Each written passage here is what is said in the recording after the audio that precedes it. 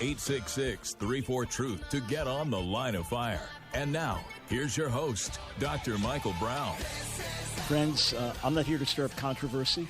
I'm not here to get people all worked up. We have told you for many months, many years, that we will not get your blood boiling unless we also get your faith rising. But we are going to tackle the controversies together. We are going to look at the difficult issues we face as believers in America. And as always, we'll do our best to separate fact from fiction. Michael Brown, welcome to the Line of Fire broadcast. I'm coming your way again from Mechanicsburg, Pennsylvania, where I'm teaching all this week at the Global Awakening Theological Seminary, so teaching 3 hours each night, doing the broadcast in the day. So we're audio only. Everyone listening on radio or podcast, same as always, those watching, just picture my smiling face. 866-34-TRUTH if you'd like to weigh in on today's subject as we talk about House Speaker Mike Johnson and an alleged Christian attempt to take over the nation and the nefarious NAR, New Apostolic Reformation. We'll talk about that, 866-34-TRUTH. If you'd like to discuss my talk yesterday about Israel, God's purposes for Israel, as Israel today fulfills biblical prophecy, ties in with biblical prophecy, the war in Israel, I'll take calls on that subject as well. If you're watching on YouTube, give it a thumbs up and click share to send it out to others. Do the same on Facebook. Go ahead and click like and share so we can reach the maximum audience we can. So a couple of years back, well, I guess it was last year, it's within the last 2 years, Dr. Joe Matera and I drafted a statement on, quote, NAR, so New Apostolic Reformation, and Christian nationalism, to say plainly what we did believe and what we did not believe, what was accurate, what was biblical, what was inaccurate, what was being falsely attributed, etc. We did it because we knew that this was going to be coming, that there were going to be accusations that there was this nefarious group called NAR that was trying to take over America and turn it into some type of fundamentalist religious state. We knew that would be coming. We knew there would be extreme forms of Christian nationalism and then hysteria over alleged Christian nationalism. We knew that was coming. So we said, well, let's get out ahead of it and let's issue a statement that makes clear what we believe. Hundreds of other leaders signed on, some with major denominations and things like that. They signed on saying, yes, this reflects our beliefs as well. So if you want to know where I stand on so-called NAR, if you want to know where I stand on Christian nationalism, just go there. Go to NAR, N-A-R, and ChristianNationalism.com. NAR and ChristianNationalism.com. Just go there and you find out what I believe. Well, things have suddenly reached a fever pitch kind of out of nowhere with the unexpected rise to power of Representative Mike Johnson from Louisiana. So you remember with the debacle with the House Speaker and vote after vote after vote after vote to get Kevin McCarthy in as a House Speaker, Republican House Speaker in the House of Representatives. And then he gets kicked out. I mean, it's like, what in the world's going on? And then this one comes forward, that doesn't work. This one comes forward. It's like a debacle.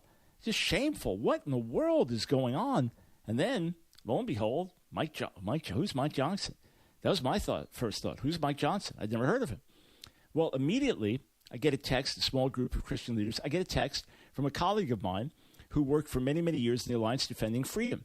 So he was a leading Christian attorney working with the Alliance Defending Freedom, which was started by Bill Bright, James Dobson, and others many years ago, with the idea of fighting for religious liberty in America and seeing which way the nation was going, this increasing secularism that was going to push out religious faith. So Mike Johnson worked as a colleague of my friend for many years.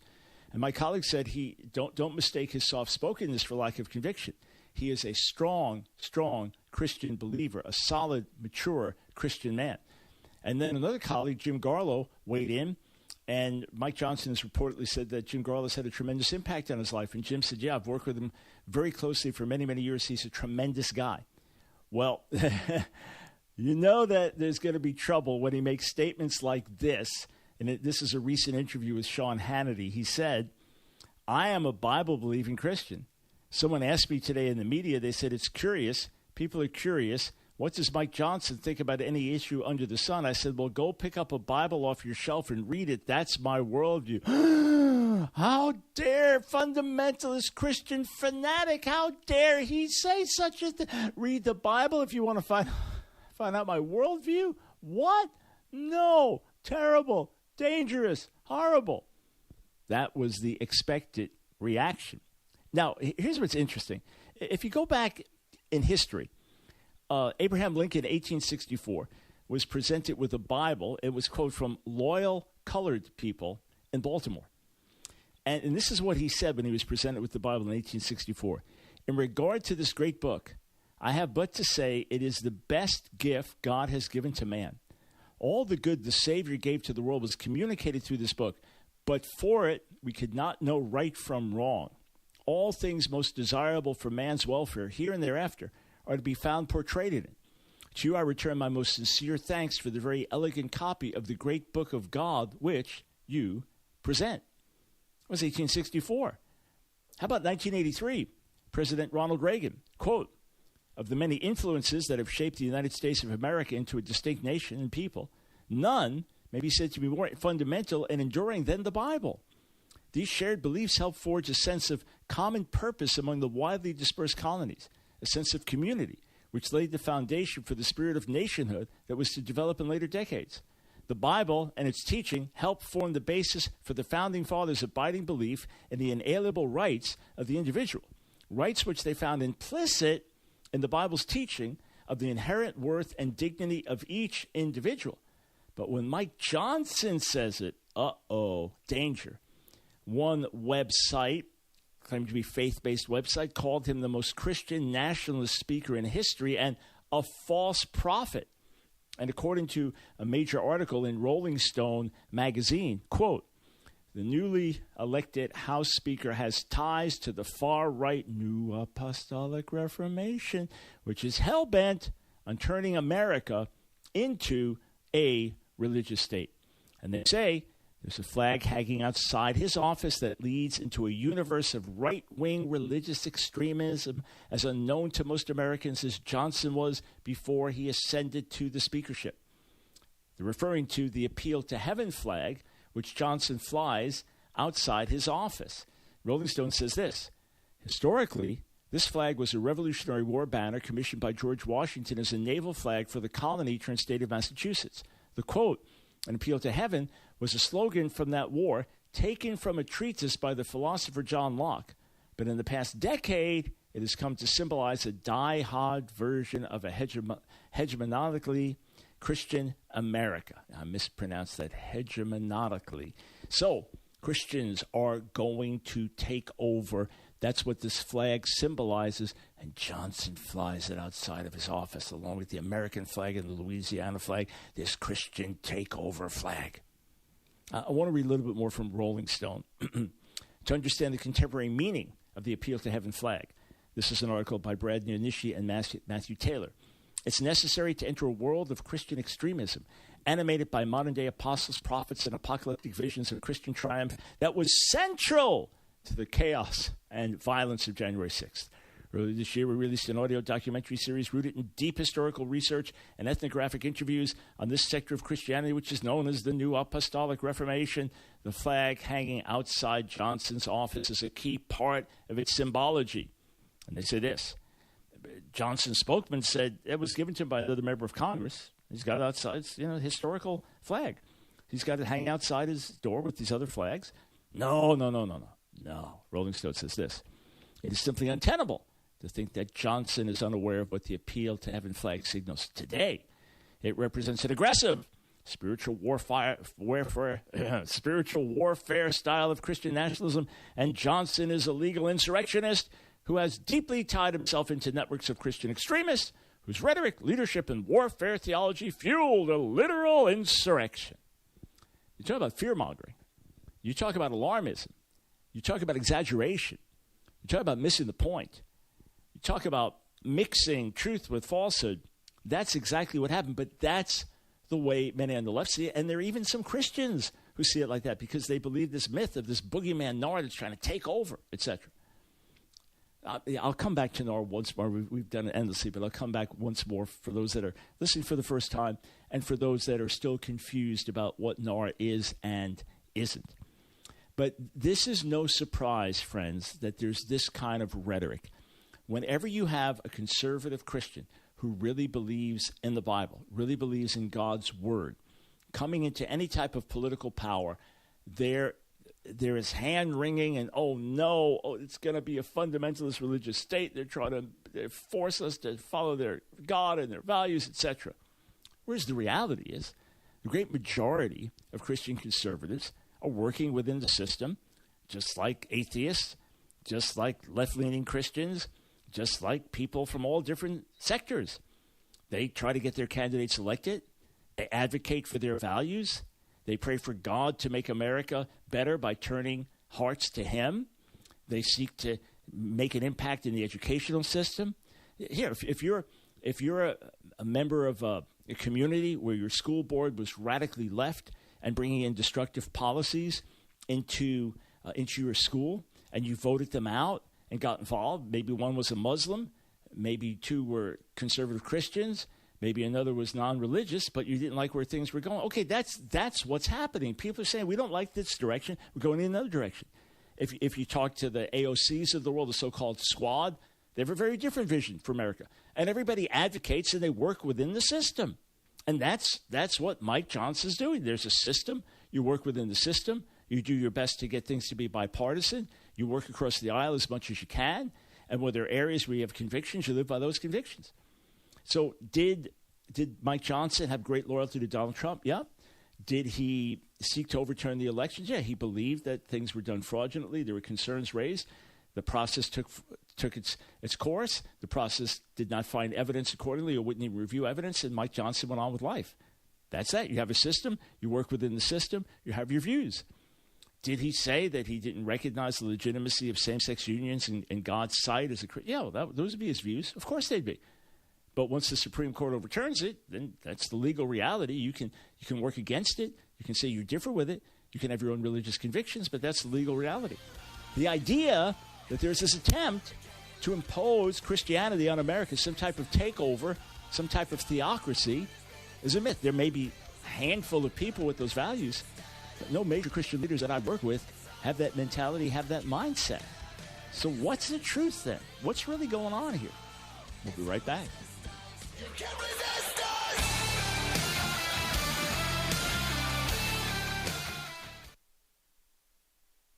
In a world filled with many health challenges, your immune system is your shield, your protector to fight off viruses, infections, and foreign invaders. This is Michael Ellison, founder of TriVita Wellness. Fortifying your immune system defense is crucial, especially this time of year, to help keep you healthy and vibrant through the winter months. I would like to introduce to you TriVita's elderberry supplement with zinc and vitamin C. It's a power-packed weapon to support your immune defense. And elderberry has been used for centuries to support overall wellness. Now, we've harnessed its incredible antioxidant health benefits along with zinc and vitamin C. Zinc is known as the immune gatekeeper, with its anti-inflammatory and antioxidant properties to help regulate immune function. Vitamin C is vital to the function of white blood cells in fighting infections and viruses. Plus, studies show increased consumption of vitamin C helps reduce risk of chronic inflammatory conditions. Our formula, it's been carefully crafted to provide an optimal synergy with the elderberry extract along with zinc and vitamin C to help you get the most out of this incredible natural product. You will be supporting a stronger immune defense, healthier blood vessels, wound healing, and support your brain health with TriVita's elderberry with zinc and vitamin C, and it is available to you today with a special promo code discount. To order elderberry with zinc and vitamin C for yourself, call 1-800-771-5584 or online at trivita.com. Order today and use promo code BROWN25 to receive 25% off your order. As a new customer, 100% of your order proceeds from your first order will go to support the Line of Fire radio broadcast. 1-800-771-5584 or online at TRIVITA. It's The Line of Fire with your host, Dr. Michael Brown.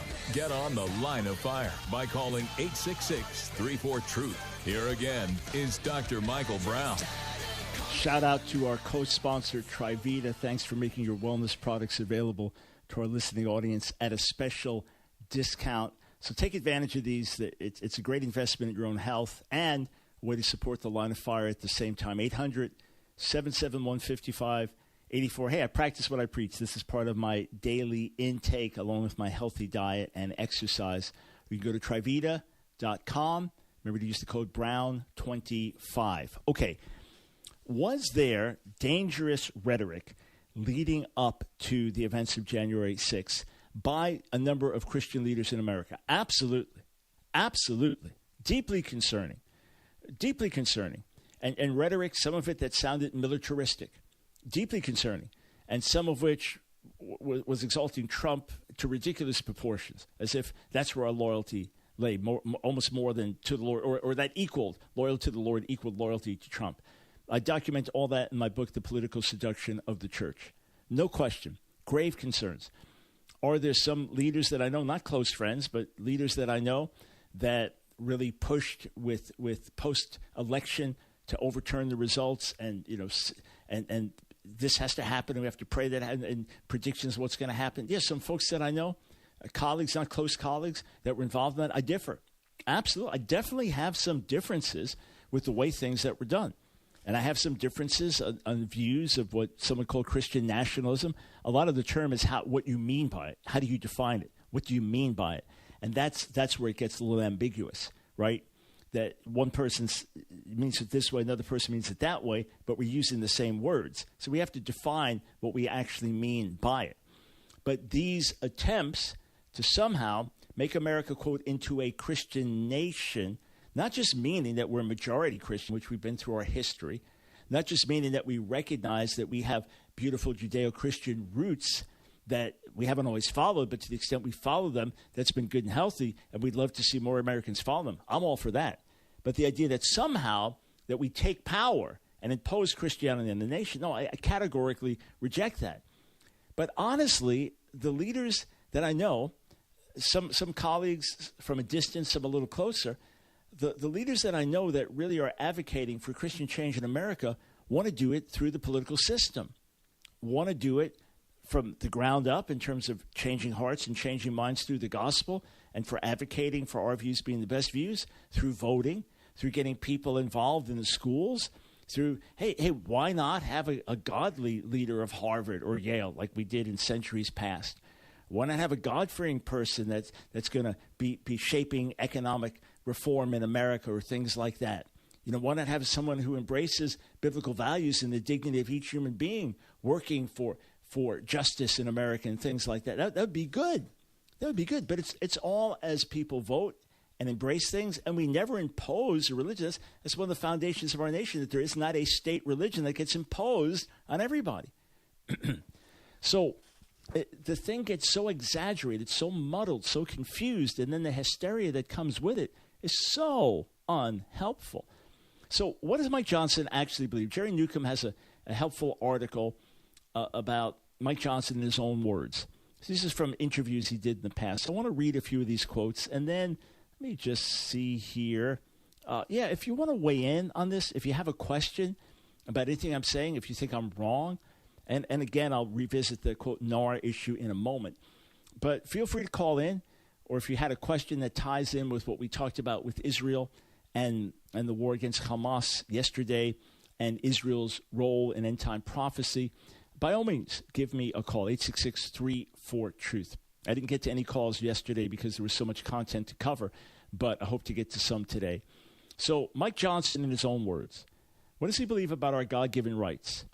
We are endowed by our Creator with these certain inalienable rights. America's founders put that in their writings. It's reflected in all of their documents, their personal letters, and that's what it's really about.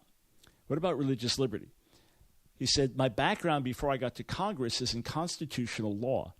I work for the Alliance Defending Freedom, and we defended religious freedom and the right of conscience in courts all around the country. We've seen an increasing assault on that most fundamental freedom that we have. We call religious liberty our first freedom for a reason, of course, because it's listed first. And that's because the founders understood your right to believe and to act upon that belief is essential to who you are as an American. But even more fundamental than that, who you are as a human being. And so it's critically important to protect it. What about threats to religious freedom? Johnson said this: we've seen this increasing assault over the last several decades. Really, it's been growing. And right now, it's just at a critical point. You have an empowered kind of radicalized left who is trying to steamroll over this idea of religious freedom. And they've had some success in recent decades. So we're trying to roll back some of that to defend what's left of that ground and even take some back. And we're gratified that we're seeing some strides in that result. What about the growing hostility to America's Judeo-Christian heritage? Johnson said, instead of seeing a tolerance for people of all ideologies and all faiths, what we've seen is a growing hostility, an outright hostility towards one particular faith. And that's the Christian faith in almost every case. The Judeo-Christian heritage that we all revere and those who live in accordance with those principles are under assault. What about the present moment in which we live? Johnson said, I say all the time, it's a great time to be alive if you have the answers. We know we're in difficult times, but it's never been more important to be able to give voice and a witness to the truth. We live in a postmodern era, as we know, and we live in a nation, sadly, of biblical and constitutional illiteracy. It's easy to take freedoms away from the people if they don't even know what those freedoms are, so it's never been more important to be a bold voice.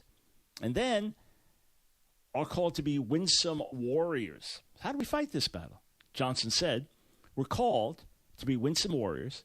We're called to be gentle with those who disagree. We demolish their arguments, but we recognize they're not the enemy.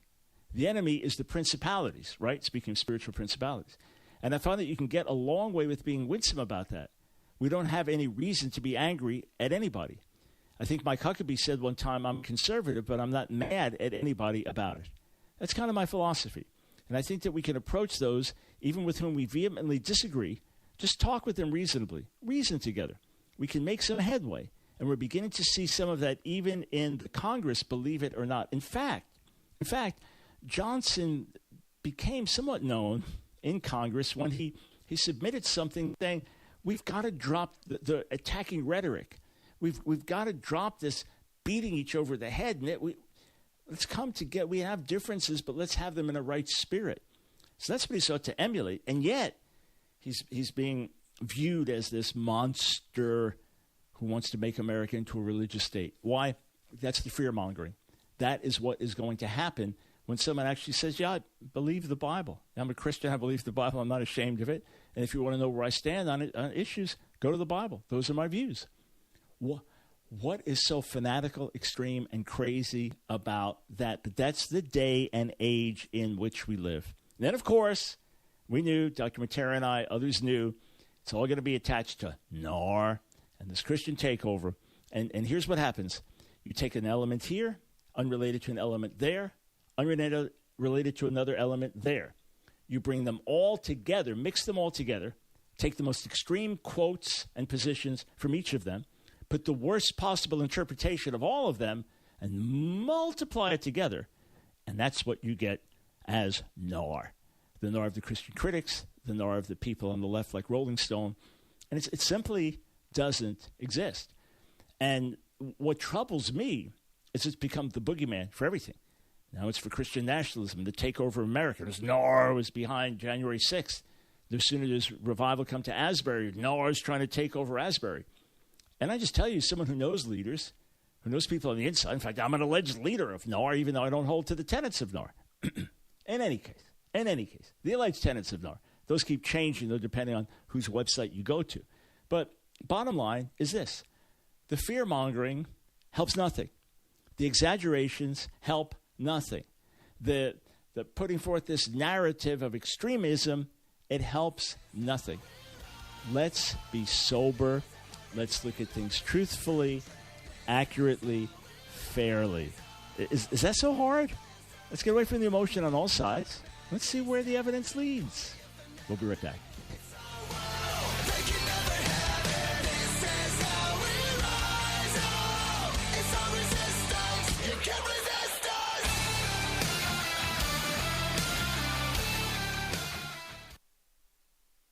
Hey friends, Dr. Michael Brown here. Do you remember when people thought I was crazy when I said it's not too late for America, that God can still do something in our country, that there is going to be a pushback, a gospel-based moral and cultural revolution? And do you remember when people thought that you were crazy because you felt the same way, because you believed what I was saying and already felt it in your heart? Well, friends, that pushback is here.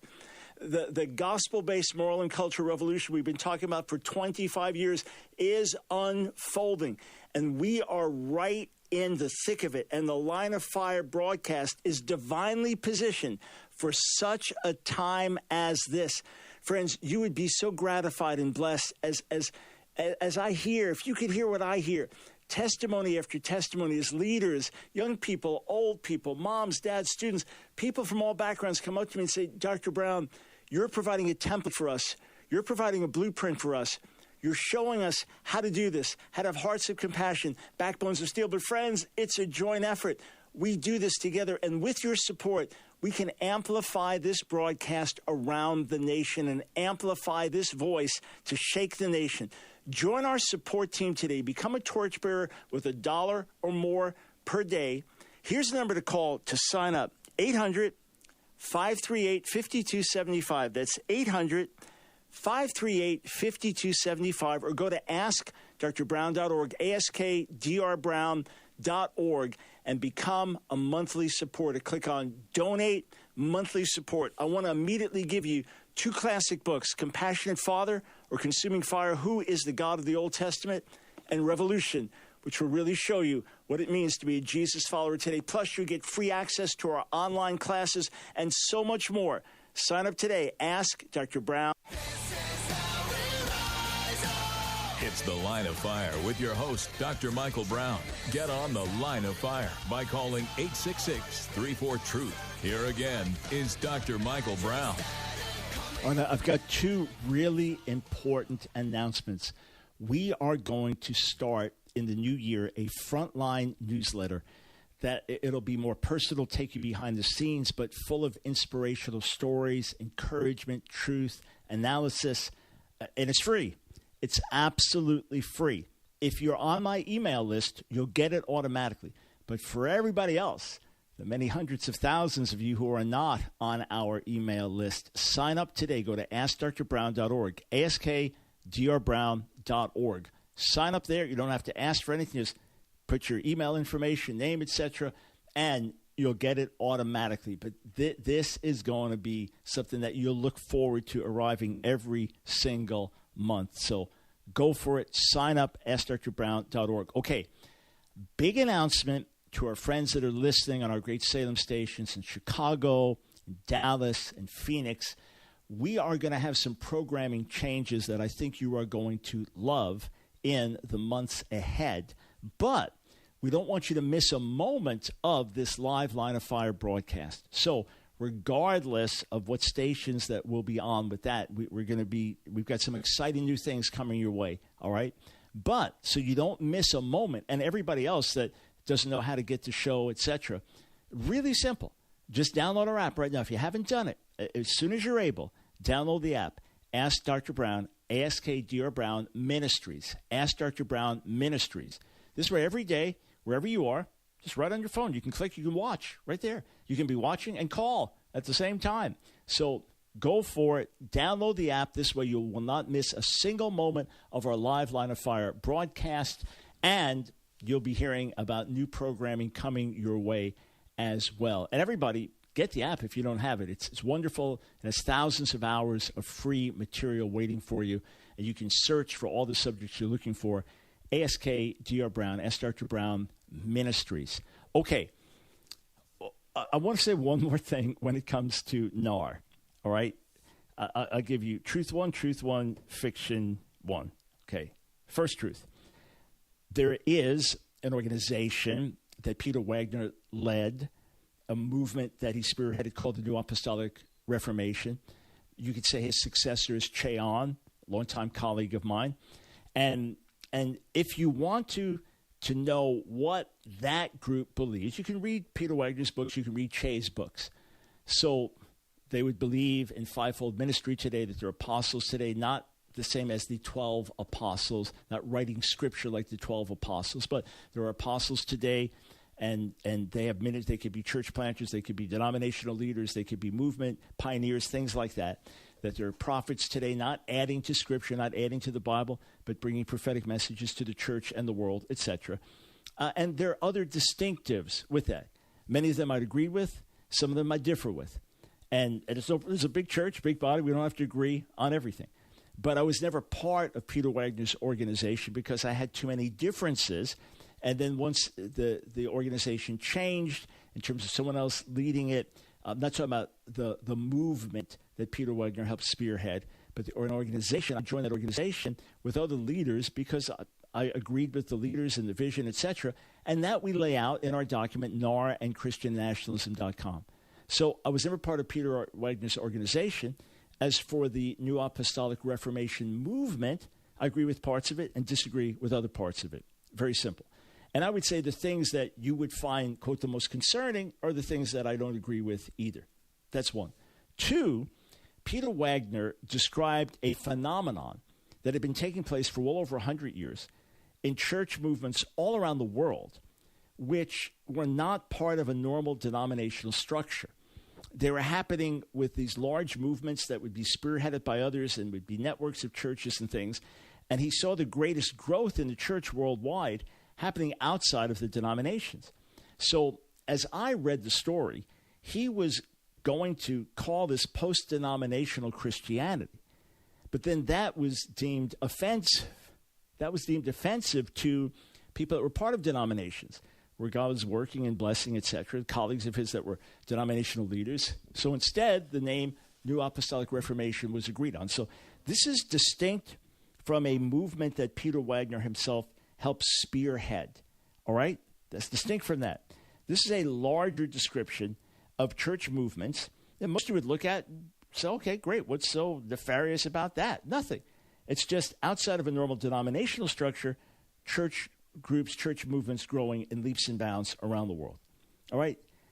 So those two things exist.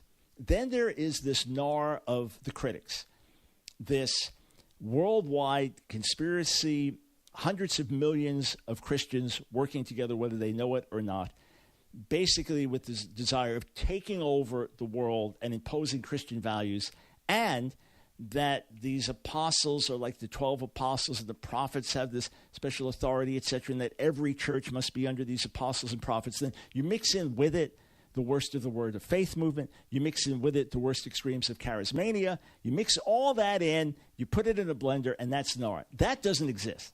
That only exists in the mind of the critics. Okay? So I'm not denying what does exist. I'm not denying that I have differences with certain aspects of what does exist. But I am denying that the NAR of the critics and the NAR of Rolling Stone exists. That is a myth. And one of the most fascinating things, it's a joke we have, that you know you're a leader in NAR when you have no idea what NAR is. That's one of the proofs that you are a real leader in NAR. Yeah, I'm joking, but it's because I've talked to key leaders, some of the alleged key leaders of NAR, and they said to me, Mike, or Dr. Brown, what is NAR? What is this thing? I said, oh, don't you know, you're one of the leaders in it. And then when I tell them what it is, they go, what are you talking about? I'm not a leader in any such thing. I said, exactly. But to the critics, I'm just living in denial. To the critics, I'm just not telling the truth. Hey, what can you do? I do my best to help. I do my best to take time to reach out, to interact, to build bridges. But what can I say? Read our statement, NAR and ChristianNationalism.com. I believe in fivefold ministry. The apostles, prophets still exist. Not like the 12 apostles and not like an Old Testament prophet, but they still exist because, to me, the Bible clearly says they do.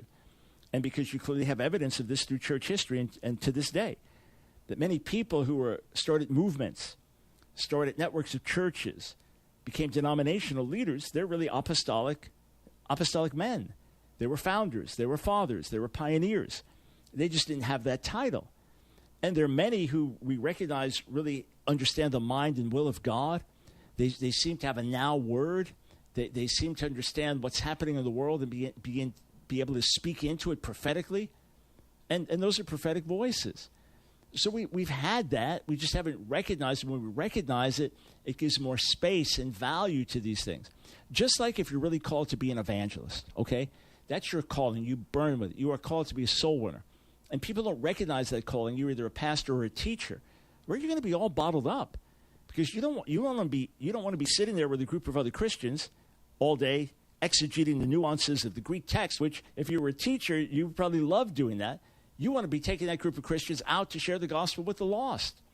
So the same way, if you have an apostolic calling and everything is bottled up within one church and ministry, and that's the boundary of it, and you can't expand beyond that, and you can't send out new workers, and you can't multiply the work, there'll be frustration. But when there's the recognition of what the calling is, it flows better. Just like if your real calling is to be a pastor, a shepherd, and you were put in full-time evangelistic ministry because you're a powerful preacher, and you're spending all day winning the lost, like, okay, I want to win the lost, but I want to shepherd the flock. I want to shepherd the flock even more. I want to shepherd the saved. So it's simply a recognition of people's calling, anointing, the grace that's on their lives. You know, what people refer to me, quote, as a prophetic voice. I often hear that, Dr. Brown, you're a real prophetic voice in our times. What I understand that to mean is that God gives me insight on what's happening in the world and how we are to respond.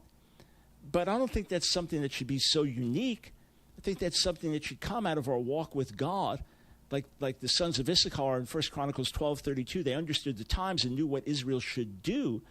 With the outpouring of the Spirit on the church, there's a sense in which we should all be prophetic. Not that we're all having dreams and visions. I don't have prophetic dreams or visions.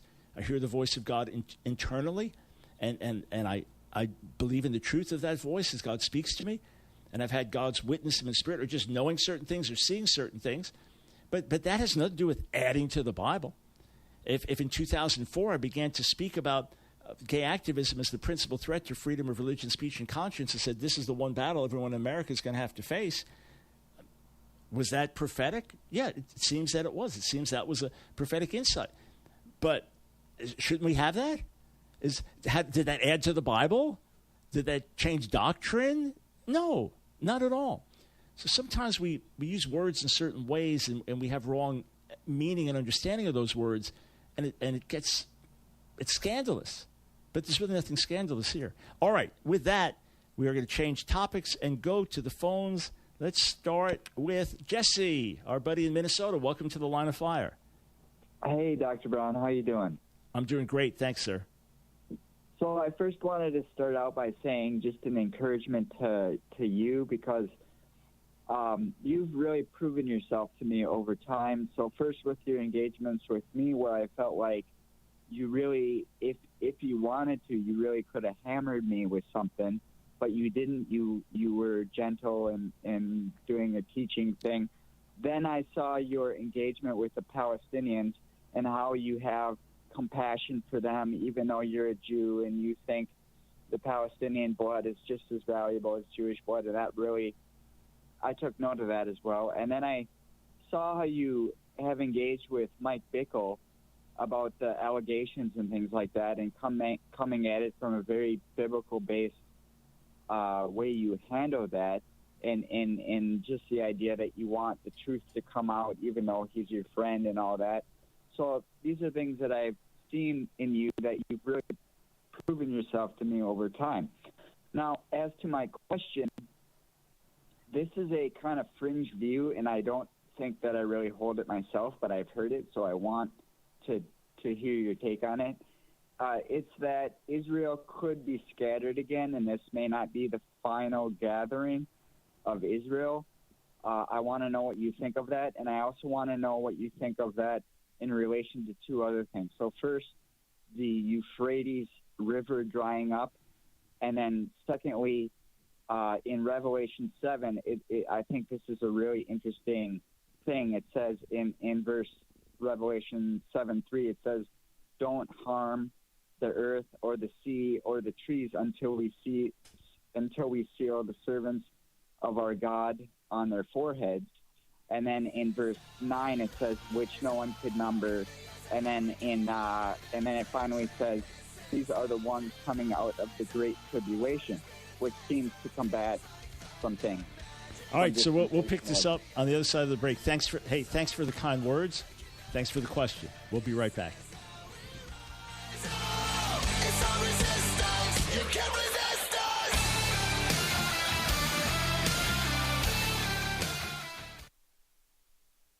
Are you tired of feeling run down, constantly battling colds, flu, and infections? Trivita's elderberry with zinc and vitamin C is here to give your immune system the boost it needs. Trivita's elderberry, zinc, and vitamin C supplement is a 3-in-1 capsule scientifically formulated to support your immune system naturally. Did you know that black elderberry fruit possesses powerful antioxidant, anti-inflammatory, and antiviral compounds? Because of its natural properties, elderberry has been shown to reduce the severity and duration of respiratory infections such as the cold and influenza. Vitamin C and zinc are powerful antioxidants that help protect our cells from oxidative stress and damage caused by free radicals. Immune cells are particularly susceptible to oxidative stress, so maintaining optimal vitamin C and zinc levels helps support the healthy immune cell function. Elderberries have been cherished for centuries for their wellness benefits, and now Trivita has harnessed the immune system supporting power in every bottle of Trivita's elderberry, enhanced with zinc and vitamin C to help you fight off colds, flu, and infections. Now is the time to boost your immune system and the immune systems of those you love with Trivita's 3-in-1 elderberry, zinc, and vitamin C supplement today. To order elderberry with zinc and vitamin C for yourself, call 1-800-771-5584 or online at Trivita.com. Order today and use promo code BROWN25 to receive 25% off your order. As a new customer, 100% of your order proceeds from your first order will go to support the Line of Fire radio broadcast. 1-800-771-5584 or online at TRIVITA. Trivita. It's the Line of Fire with your host, Dr. Michael Brown.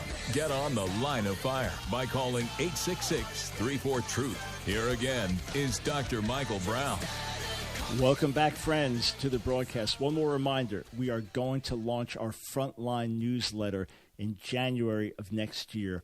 You want to get it. You'll be edified, blessed, encouraged by it. It'll connect you more deeply with our ministry and give you a vision of what God is doing around the world and speak to you directly to inspire and help you. So get it. It's going to be absolutely free. It'll start once a month as it comes out.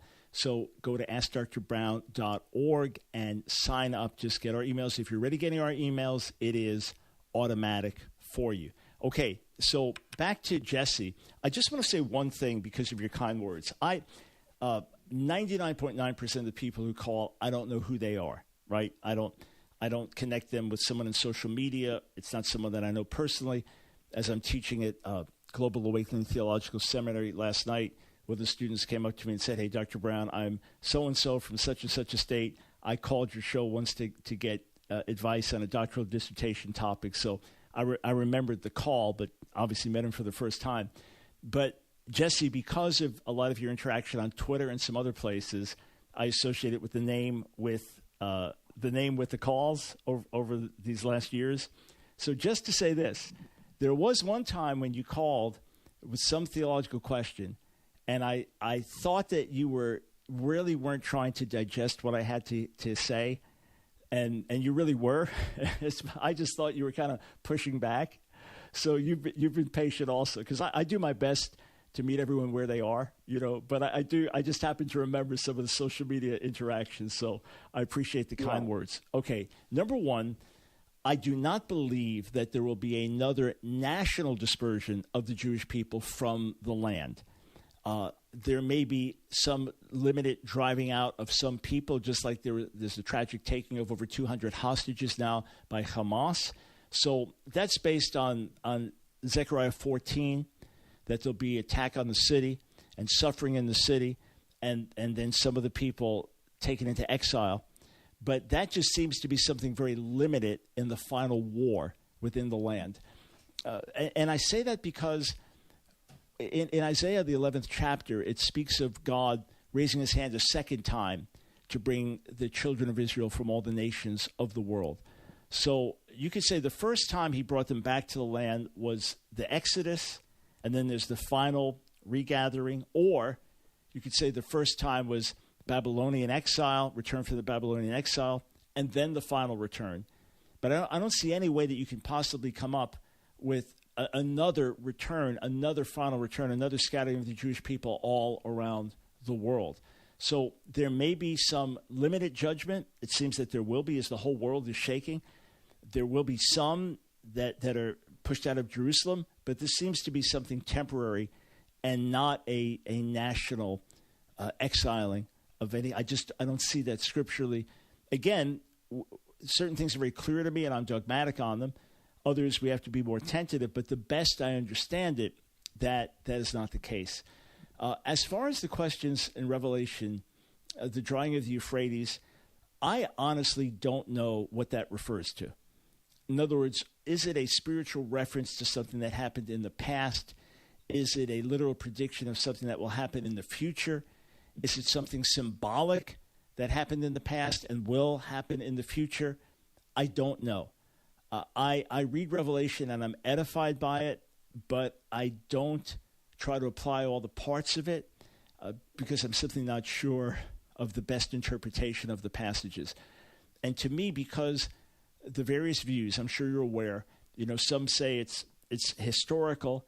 Everything in Revelation is speaking of a cosmic battle in the first century between good and evil, and the evil emperor Nero and others fighting against the Christians, and God's ultimate deliverance and judgment on the world, and then the future establishing of a new heavens and a new earth. Then others just see it as all spiritual, that it has symbolic meaning for every generation. And then others see it as all futurist, that after the messages to the churches in the first 2 chapters, that the rest of the book is futurist. So that's the most common interpretation today because of dispensationalism and other things. But I believe there is future fulfillment, but I believe there had to be first century relevance as well. And when I'm looking for the unfolding of things prophetically, same as doctrinally, theologically, I try to establish those points outside of Revelation and then find how Revelation fits in with that. But I'll just give you one example. I don't know the exact count, and it's debatable. But I'd heard once that 278 out of 404 verses in the book of Revelation are borrowed from Old Testament images. There's only one verse that's cited, and that's Psalm 2, that the Messiah will rule with a rod of iron and crush his enemies. So Psalm 2 is cited, but everything else is an allusion, a reference to, borrowing a picture or an image from the Old Testament and bringing it into Revelation. So in Revelation 20, after the millennial kingdom, it speaks about the final war of Gog, Magog, the final rebellion, and then Satan and his cohorts vanquished. Now, if that is a historical reference, then it's telling us the war of Gog, Magog in Ezekiel 38 and 39 is not the final war of this world, is not the final Armageddon, as I understand it, but rather something that is after the millennium, hence Israel dwelling in peace and safety, and then this final rebellion and attack. Or the book of Revelation is simply borrowing the image of this massive war conflict and the enemies of God rising up against him and applying it in a different historical context or a different prophetic context. So even in Revelation 7, for example, the 12 tribes of Israel and 12,000 from each tribe, that to me represents the fullness of Israel's salvation, not a literal 144,000 Jewish evangelists, but rather the fullness of Israel's salvation, all Israel being saved at the end of the age. I don't see how we can be that dogmatic on it because of the nature, the apocalyptic visionary nature of the book. So that's my view on it. I'd love to be as clear and decisive as I can, but in some passages I have to step back a little bit. Okay, thanks so much. What do you make of Revelation 7, 9, and 14, where it says, which no one could number, and then finally, these are the ones coming out of the Great Tribulation? Got it. Okay. So I failed to address those points specifically. I do believe that these passages indicate, first, that we will be protected in the time of final tribulation.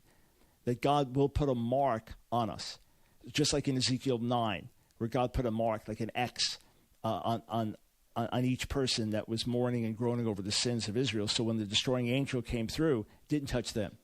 So God's people will be protected from his wrath in the final tribulation, the final upheaval. I absolutely believe that clearly, and those verses support it. As to the multitude that no one could number, there will be a great end-time harvest, just as we've seen the last 50 years, more people come into the kingdom than in the previous 1,500 years before that, or 1,900 years before that. It's been extraordinary. At least the last 75 years, that's been more than all converted and come to faith in the centuries before. There will be a great harvest at the end of the age. Jesus speaks of the harvest as the end of the age, and there's going to be good and bad. Paul speaks of the fullness of the Gentiles coming in Romans 11:25. So I believe that's part of the picture. And then the salvation of Israel, the 12,000 times 12, representing the fullness of Israel. That's what I understand those pictures to speak of. On the other hand, some could read it that throughout church history we've been in great tribulation, and that this is the gathering to the Lord of all believers through all the centuries. So I tend to read Revelation in many futuristic ways, but I'm not dogmatic about it. But that's how I would understand those verses. And thanks again for the call. Friends, let me say this last thing to you. We are really living in critical times. And like it or not, we are all in the line of fire. That is the reality. You know, when I started to broadcast in 2008 and just praying and came up with the name Line of Fire, then I realized that William Buckley used to have firing line, but it wasn't in that order. The first concept came to me, Line of Fire, and then I liked it and shared it with my team, and they liked it, and family liked it, so we went with it, and that's been our identity, Line of Fire, ever since. But a colleague of mine brought up to me, Dr. Brown, we're all in the line of fire today. And that's the reality. America is under spiritual, moral attack in ways that we never have been before. When Franklin Graham was asked why he talked about politics more than his father did, whether you like his politics or not, it's not the issue. When he was asked why he talked about political and social issues more than his father did, he said, in my father's day, they would read the Bible in school. In other words, it was a different world in which his kids grew up, in which his father grew up, and now compared to the world in which his kids or grandkids are growing up. We are all in the line of fire, but it is our goal, it is our mission to infuse you with faith and truth and courage. We are here to equip you and to empower you so you can engage the world in which you live. So take advantage of the resources we have, and together, let's push back against the darkness. Together, let's lift up Jesus. And where we have some theological differences, let's not demonize each other. Let's do our best to understand each other. Let's not mock and ridicule each other. Let's do our best to understand each other, lay out where we have differences, and then move forward. Let's give the devil a black eye rather than each other. May the Lord himself be with you. Remember, sign up for the Frontlines newsletter. It'll be coming your way in January. Go to AskDrBrown.org. Sign up now.